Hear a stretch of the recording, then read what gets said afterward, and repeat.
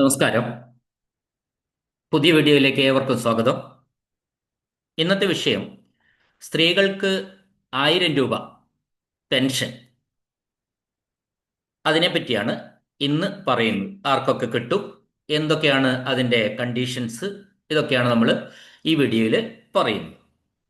നമുക്കറിയാം, സാമൂഹ്യ ക്ഷേമ പെൻഷനുകളുടെ മാതൃകയിൽ, അതേ മാതൃകയിൽ കേരള സർക്കാർ പ്രഖ്യാപിച്ച പുതിയ പെൻഷൻ പദ്ധതിയാണ് സ്ത്രീ സുരക്ഷാ പെൻഷൻ.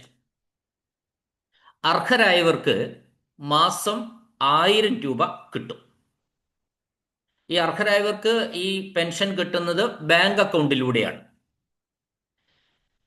35 വയസ്സിനും 60 വയസ്സിനും ഇടയിൽ പ്രായമുള്ളവരായിരിക്കണം. അതാണ് ഒരു കണ്ടീഷൻ. 35 വയസ്സിനും 60 വയസ്സിനും ഇടയിൽ പ്രായമുള്ളവരായിരിക്കണം. രണ്ടാമത് എന്താണെന്ന് വെച്ചാൽ, നമുക്ക് കേരളത്തിൽ 4 നിറത്തിലുള്ള റേഷൻ കാർഡാണുള്ളത്. ആ 4 നിറം എന്ന് പറയുന്നത് മഞ്ഞ, പിങ്ക്, നീല, വെള്ള. ഈ 4 നിറത്തിലാണ് നമുക്ക് കേരളത്തിലെ കുടുംബങ്ങളിൽ റേഷൻ കാർഡുകൾ ഉള്ളത്. ഇതിൽ മഞ്ഞ കാർഡ് എന്ന് പറയുന്ന, അതിന് അന്ത്യോദയ അന്നയോജന സ്കീമിൽപ്പെടുന്ന കാർഡാണ് ഈ മഞ്ഞ കാർഡ് എന്ന് പറയുന്നത്. അവർക്ക് പ്രത്യേകമായി കിട്ടുന്ന റേഷൻ സംവിധാനത്തിലെ ആനുകൂല്യം എന്ന് പറയുന്നത് 28 കിലോ അരിയും 7 കിലോ ഗോതമ്പും സൗജന്യമായി ലഭിക്കുന്ന ഒരു വിഭാഗത്തിൽപ്പെട്ട ആൾക്കാരാണ് ഈ കാർഡിലെ അംഗങ്ങൾ എന്ന് പറയുന്നത്. 28 കിലോ അരിയും 7 കിലോ ഗോതമ്പും സൗജന്യമാണ്.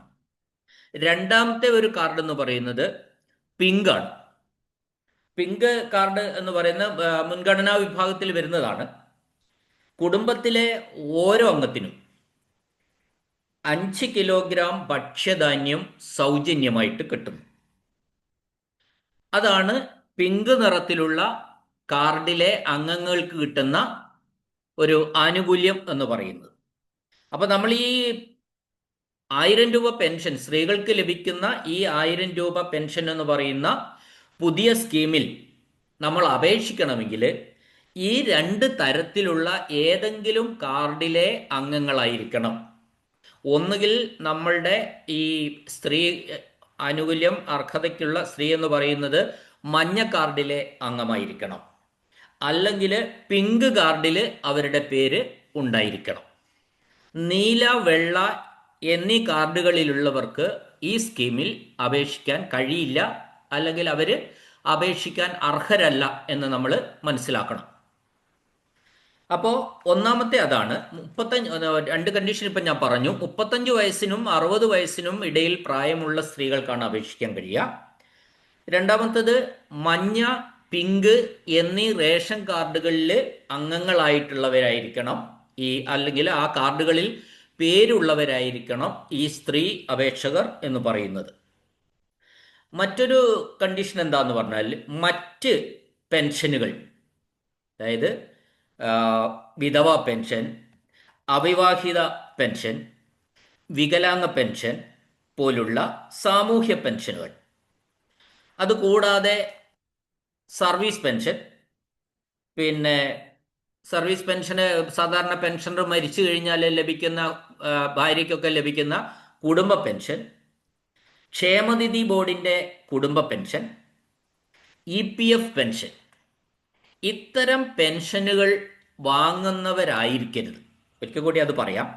വിധവ പെൻഷൻ, അവിവാഹിത പെൻഷൻ, വികലാംഗ പെൻഷൻ പോലുള്ള സാമൂഹ്യ പെൻഷനുകൾ, പിന്നെ സർവീസ് പെൻഷൻ, പിന്നെ കുടുംബ പെൻഷൻ, ക്ഷേമനിധി ബോർഡിൻ്റെ കുടുംബ പെൻഷൻ, EPF പെൻഷൻ, ഇത്തരത്തിലുള്ള പെൻഷനുകൾ വാങ്ങുന്നവരായിരിക്കരുത് അപേക്ഷകർ. പിന്നെ ഒരു പ്രത്യേകത എന്താണെന്ന് വെച്ചാൽ, നമുക്കൊരു സ്വകാര്യ സ്ഥാപനത്തിൽ ജോലിയുണ്ട് എന്നത് കുഴപ്പമില്ല. സ്വകാര്യ സ്ഥാപനത്തിൽ ജോലി ഉണ്ടെങ്കിലും നമുക്ക് ഈ പെൻഷന് അപേക്ഷിക്കാവുന്നതാണ്. ട്രാൻസ് വുമണിനും കിട്ടും. ട്രാൻസ്ജെൻഡേഴ്സ് ആയിട്ടുള്ള ആൾക്കാരിൽ ട്രാൻസ് വുമണിന് ഈ സ്കീമിൽ അപേക്ഷിക്കാവുന്നതാണ്. 60 വയസ്സ് എപ്പോഴാണോ നമ്മൾ പൂർത്തിയാകുന്നത്, ഈ അപേക്ഷക 60 വയസ്സ് പൂർത്തിയാകുമ്പോൾ ഈ സ്കീമിൽ നിന്ന്, ഈ പദ്ധതിയിൽ നിന്ന് പുറത്താവും. അതാണ് മറ്റൊരു പ്രത്യേകത. വേറെ കാര്യങ്ങൾ ഇതൊക്കെയാണ്. സംസ്ഥാനത്ത് നിന്ന് താമസം മാറിയാൽ ഇത് ഈ പദ്ധതി നിർത്തലാകും. മറ്റൊന്ന്, കേന്ദ്ര സംസ്ഥാന സർവകലാശാലകൾ, സ്വയംഭരണ സ്ഥാപനങ്ങൾ, അത് കേന്ദ്ര സംസ്ഥാനത്തിൻ്റെയാണ് കേട്ടോ, പ്രൈവറ്റ് അല്ല. അങ്ങനെ സ്വയംഭരണ സ്ഥാപനങ്ങൾ, സർവകലാശാലകൾ എന്നിവയിൽ സ്ഥിരമായോ കരാറടിസ്ഥാനത്തിലോ നിയമനം കിട്ടിയാൽ അന്നു മുതൽ നമ്മൾ ഈ അപേക്ഷകര് പദ്ധതിക്ക് പുറത്താകും. ഇനി വേറൊരു സാഹചര്യം എന്താന്ന് വെച്ചാൽ, നമ്മൾ ഈ റേഷൻ കാർഡ് ചില സന്ദർഭങ്ങളിലൊക്കെ നമ്മൾ പിന്നോക്കത്തിൽ നിന്ന് സാമ്പത്തികമായിട്ടും സാമൂഹ്യമായിട്ടും ഒക്കെ മുന്നോക്കത്തിലേക്ക് വരുന്ന സന്ദർഭത്തിൽ നമ്മൾ ഈ റേഷൻ കാർഡ് തരം മാറ്റപ്പെടാറുണ്ട്. അതായത് ഈ മഞ്ഞയും പിങ്കും ഒക്കെ വെള്ളയോ നീലയോ ആയിട്ട് തരം മാറ്റപ്പെടാറുണ്ട്. അങ്ങനെ വെള്ളയോ നീലയോ തരം മാറ്റും. ഇപ്പം നമുക്ക് മഞ്ഞയിലാണ് നമ്മൾ, അല്ലെങ്കിൽ പിങ്കിലാണ് നമ്മൾ നിൽക്കുന്നതെങ്കിൽ നമുക്ക് അപേക്ഷിക്കാം. എന്നാൽ ഇതെപ്പോഴാണോ തരം മാറ്റപ്പെടുന്നത്, അങ്ങനെ ഒരു സാഹചര്യം വന്നാൽ, വെള്ളയോ നീലയോ ആയി എപ്പോഴെങ്കിലും മാറ്റപ്പെട്ടാൽ അന്നു മുതൽ ഈ പെൻഷൻ നിർത്തലാകും എന്നേ ഉള്ളൂ. നമുക്ക് നിലവിൽ എന്താണോ കണ്ടീഷൻ, മഞ്ഞയിലും പിങ്കിലും ആണെങ്കിൽ നിലവിൽ നമുക്ക് അപേക്ഷിക്കാവുന്നതാണ്. മറ്റൊരു കാര്യം എന്താണെന്ന് വെച്ചാൽ, നമ്മൾ ഏതെങ്കിലും കുറ്റകൃത്യത്തിൽ 1 മാസത്തിലേറെ റിമാൻഡിലായാലോ അല്ലെങ്കിൽ ജയിൽവാസം അനുഭവിച്ചാലോ നമുക്ക് ഇത് നഷ്ടപ്പെടും. ഈ പെൻഷൻ പദ്ധതിയിൽ നിന്ന് നമ്മൾ പുറത്താകും അപേക്ഷകർ എന്നാണ് മറ്റൊരു കാര്യം പറയാനുള്ളത്. ഇനി ഇതെങ്ങനെയാണ്, അപ്പോൾ ഈ അർഹരായവരെയും പിന്നെ അർഹത എങ്ങനെ നഷ്ടപ്പെടും എന്ന കാര്യവും ഞാൻ പറഞ്ഞു കഴിഞ്ഞു.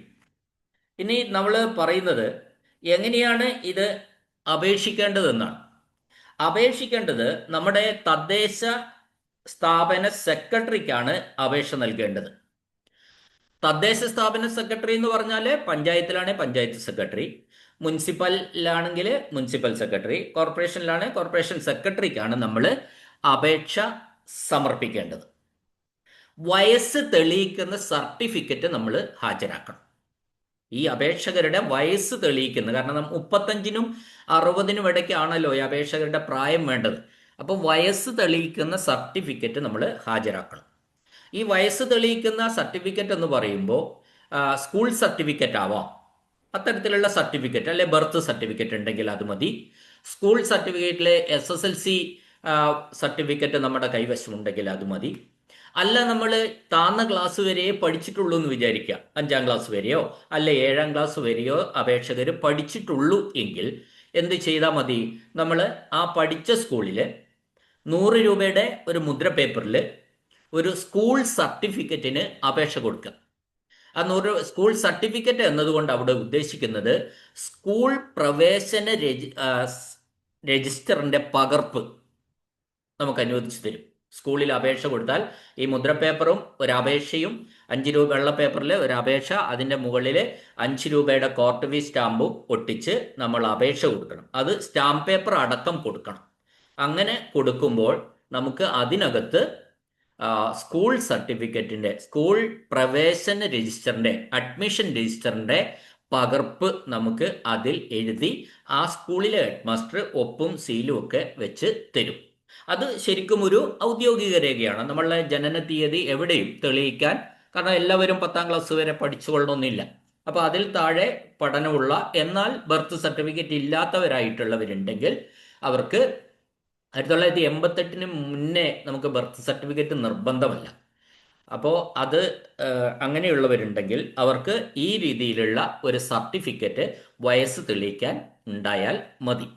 ഇങ്ങനെ ഇത് രണ്ടും അല്ല എങ്കിൽ പിന്നെയുള്ളത് ഒരു ഡോക്ടർ, വയസ്സ് തെളിയിക്കുന്നതിന് ഒരു ഡോക്ടറുടെ സർട്ടിഫിക്കറ്റ് ആയാലും മതി. അപ്പോൾ എന്തായാലും ഇത്തരത്തിൽ വയസ്സ് തെളിയിക്കുന്ന സർട്ടിഫിക്കറ്റ് ഉണ്ടായിരിക്കണം ഈ തദ്ദേശ സ്ഥാപന സെക്രട്ടറിക്ക് നമ്മൾ അപേക്ഷ സമർപ്പിക്കുമ്പോൾ. ഇനി നമ്മൾ കിട്ടിക്കഴിഞ്ഞാൽ ഞാൻ പറഞ്ഞു, ബാങ്ക് അക്കൗണ്ടിലൂടെയാണ് ഈ 1000 രൂപ മാസം നമുക്ക് ലഭിക്കുന്നത്.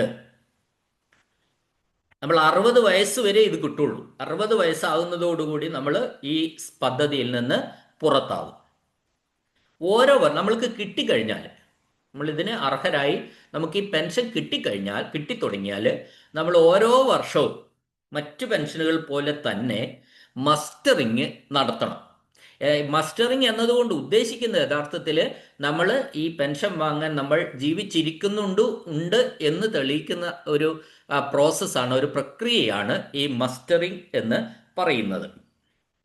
ഇനി ഏതെങ്കിലും സാഹചര്യവശാൽ നമ്മൾ അനർഹമായിട്ട് ഇത് നേടിയിട്ടുണ്ടെങ്കിൽ 18% പലിശ സഹിതം നമ്മളെടുത്ത് നിന്ന് ഇത് തിരിച്ചു പിടിക്കും. അതാ കണ്ടീഷൻ. ഏതെങ്കിലും അനർഹമായിട്ടാണ് നമ്മൾ അപേക്ഷിക്കുമ്പോൾ നമ്മൾ ഈ കണ്ടീഷനൊക്കെ ഉണ്ടായാൽ മതി. പിന്നീട് നമ്മൾ പുറത്തായി കഴിഞ്ഞാൽ അതിൻ്റെ പല സാഹചര്യങ്ങളാണ്. തന്നെ നമ്മൾ ഉത്തരവാദി അല്ലാത്ത രീതി, അത് കഴിയുമ്പോൾ നമുക്കത് ആ പെൻഷൻ ഇല്ലാതെയാവുകയാണ് ചെയ്യുന്നത്. പക്ഷെ അപേക്ഷിക്കുമ്പോൾ ഉള്ള നിബന്ധനകൾ നമ്മൾ പാലിച്ചിരിക്കണം. ഇനി മറ്റൊരു പ്രത്യേകത എന്താണെന്ന് വെച്ചാൽ, ഈ ഗുണഭോക്താവ് ഈ പെൻഷൻ ലഭിച്ചുകൊണ്ടിരിക്കുന്ന 35-നും 60 വയസ്സിനും ഇടയിലുള്ള ഈ സ്ത്രീ മരണപ്പെട്ടാൽ അവരുടെ അവകാശികൾക്ക് ഈ പെൻഷൻ കിട്ടുന്നതല്ല. അതാണ് മറ്റൊന്ന്. സാധാരണ അങ്ങനെയാണ്. ഇപ്പോൾ ഈ സ്കീമിൽ പ്രത്യേകമായിട്ട് അത് പറയുന്നുണ്ട്. ഗുണഭോക്താവ് മരണപ്പെട്ടാൽ അവകാശികൾക്ക് ഇത് കിട്ടില്ല.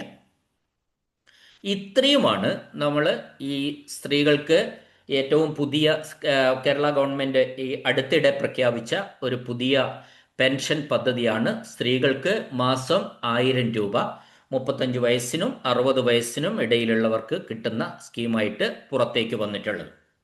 അതിൻ്റെ വിശദാംശങ്ങളാണ് ഞാനിവിടെ പറഞ്ഞത്. ഈ വിശദാംശങ്ങളൊക്കെ ആർക്കൊക്കെയാണ് അപേക്ഷിക്കാൻ അർഹരെന്ന് നമ്മൾ മനസ്സിലാക്കി അതിൻ്റെ അടിസ്ഥാനത്തിൽ ബന്ധപ്പെട്ട തദ്ദേശ സ്ഥാപന സെക്രട്ടറിക്ക് അപേക്ഷ കൊടുക്കണം. ഞാനിത് പറയുന്നവർ, ഈ വീഡിയോ കാണുകയും കേൾക്കുകയും ചെയ്യുന്നവർ കാര്യങ്ങൾ മനസ്സിലാക്കുകയും നമുക്കറിയുന്നവരെ കൊണ്ട് അപേക്ഷ കൊടുക്കാൻ സഹായിക്കുകയും ചെയ്യണം. അതിനെ വീഡിയോ. അപ്പോൾ ഇത് ഒരുപക്ഷെ ഈ മഞ്ഞ പിങ്ക് കാർഡിൽ ഉള്ള അംഗങ്ങൾ അതിനെപ്പറ്റി ഒരു ധാരണ ഉള്ളവരാവണമെന്നില്ല, വീഡിയോയും അവർ കേൾക്കണമെന്നില്ല. അങ്ങനെ ഒരു സാഹചര്യം വരുമ്പോൾ നമ്മൾ പൊതുപ്രവർത്തകരും നമ്മുടെ സമൂഹത്തിൽ വർക്ക് ചെയ്യുന്ന പൊതുവേ ഉള്ള രാഷ്ട്രീയ പ്രവർത്തകരെ, മറ്റു പൊതുപ്രവർത്തകരൊക്കെ ഇത് കേൾക്കുക, ഇതിലെ കാര്യങ്ങൾ മനസ്സിലാക്കി നമ്മൾ ഇത്തരം ആൾക്കാരെ കൊണ്ട് അപേക്ഷ കൊടുപ്പിക്കണം എന്ന ഒരു വിനീതമായ അഭ്യർത്ഥനയാണ് ഈ വീഡിയോയിൽ എനിക്ക് വെക്കാനുള്ളത്. ഈ വീഡിയോ നിങ്ങൾക്ക് സഹായകരമാകുന്നുണ്ടെങ്കിൽ നിങ്ങൾ ഈ ചാനൽ ഒന്ന് സബ്സ്ക്രൈബ് ചെയ്യണം എന്ന ഒരു അഭ്യർത്ഥനയോടെ ഈ വീഡിയോ കേട്ട എല്ലാവർക്കും നന്ദി, നമസ്കാരം.